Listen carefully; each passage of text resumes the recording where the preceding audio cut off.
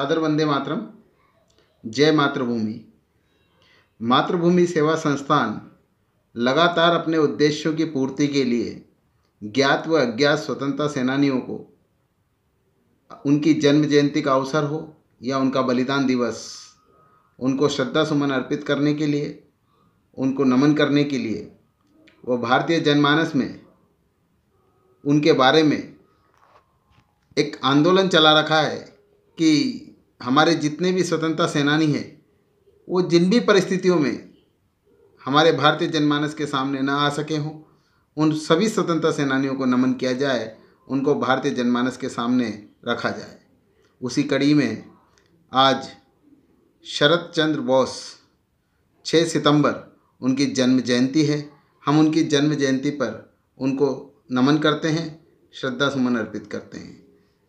शरत चंद्र बोस वैसे तो एक ऐसा नाम है जो सुभाष चंद्र बोस के बड़े भाई के रूप में देश का लगभग सभी व्यक्ति उनको जानते हैं। शरत चंद्र बोस भारत में एक स्वतंत्रता सेनानी के रूप में प्रख्यात रहे। वैसे वो एक बहुत बड़े बैरिस्टर थे, सुभाष चंद्र जी बोस के बड़े भाई थे।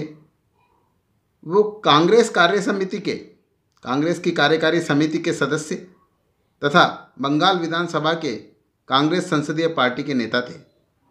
शरत चंद्र बोस का जन्म 6 सितंबर 1889 को हुआ, कोलकाता में हुआ। उनके पिता जानकीनाथ बोस कटक के एक प्रमुख अधिवक्ता थे। शरत चंद्र बोस की शिक्षा दीक्षा कटक तथा कलकत्ता में ही संपन्न हुई। उन्होंने इंग्लैंड से कानून में शिक्षा प्राप्त की तथा वापस स्वदेश लौटकर आए। उन्होंने कलकत्ता के उच्च न्यायालय से अपनी वकालत की शुरुआत की। शरत चंद्र बोस की वकालत दिन पर दिन फलने फूलने लगी।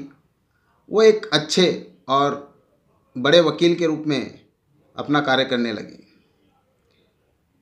शरत चंद्र बोस ने देशबंधु चित्तरंजन दास के साथ के निर्देशन में अपने कैरियर का आरंभ किया तथा कलकत्ता निगम के कार्यों में वर्षों तक चर्चित रहे। अहिंसा में विश्वास रखने के बावजूद उनका क्रांतिकारियों के प्रति सहानुभूति का दृष्टिकोण था। वे अगस्त 1946 में केंद्र की अंतरिम सरकार में शामिल हुए। उन्होंने बंगाल विभाजन का पुरजोर विरोध किया। वे बंगाल और भारत को पाकिस्तान का अलग एक स्वाधीन राज्य बनाना चाहते थे, किंतु वे इसमें असफल रहे। अंत में 20 फरवरी 1950 को उन्होंने आज़ाद भारत में अंतिम सांस ली। ये हमारे क्रांतिकारी स्वतंत्रता सेनानी शरत चंद्र बोस थे। उनकी जीवनी पर मैं इतनी टिप्पणी करता हूँ, साथ ही उनको उनकी जन्म जयंती पर नमन करता हूँ।